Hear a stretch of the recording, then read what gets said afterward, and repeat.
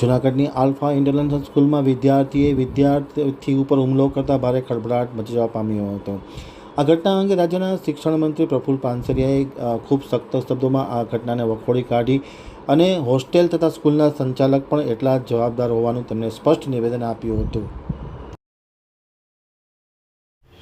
જૂનાગઢની alpha school અને હોસ્ટેલની અંદર સ્કૂલની બાજુમાં આલ્ફા હોસ્ટેલ છે ને એમને બીજાને ચલાવવા આપેલી છે. આજના મીડિયામાં સમાચાર જોતા અમારા જિલ્લા શિક્ષણ અધિકારી પાસેથી તપાસ કરાવી અને પ્રાથમિક બેઝની માહિતી પ્રાપ્ત થતાં આલ્ફા સ્કૂલમાં ભણતો 11 સાયન્સનો વિદ્યાર્થી આલ્ફા હોસ્ટેલમાં બાજુમાં રહે છે અને ત્યાં એક જ રૂમના વિદ્યાર્થીઓ એક વિદ્યાર્થી ઉપર ઢોર મારતાનો વિડીયો મેં ટીવીમાં જોયો.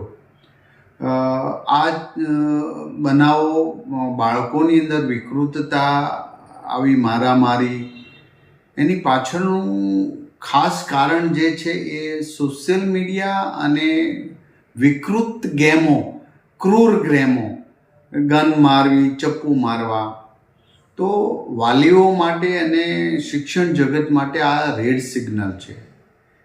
અત્યારે માહિતી મંગાવી છે, અમને કોઈ કમ્પ્લેન મળેલી નથી. આ પ્રાઇવેટ હોસ્ટેલ છે, આ પ્રાઇવેટ હોસ્ટેલની અંદરનો બનાવ છે, છતાં શિક્ષણ જગત માટે આવા બનાવો રેડ સિગ્નલ રૂપે સાબિત થઈ રહ્યા છે.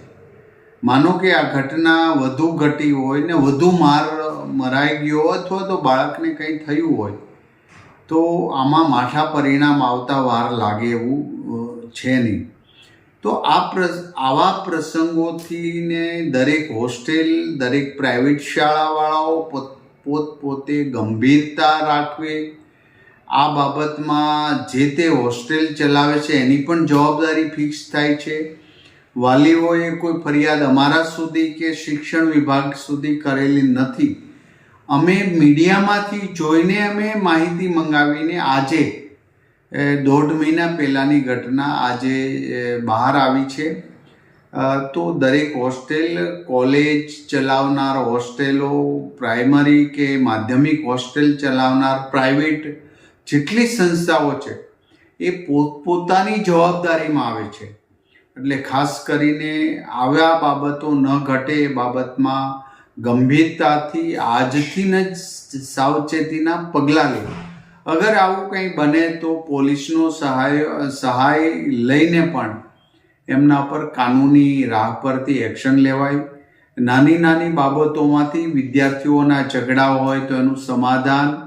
એક બાળક ઉપર જો અત્યાચાર થતો હોય તો ચોક્કસ પ્રકારે શિક્ષકો અને જે તે પ્રાઇવેટ સંસ્થા ચલાવનારની જવાબદારી છે.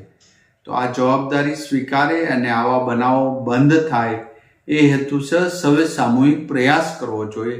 અને આ બાબતમાં વાલીઓ જે કંઈ શિક્ષણ વિભાગની મદદ માંગશે તો ચોક્કસ પ્રકારે અમે એમને મદદ કરીશું.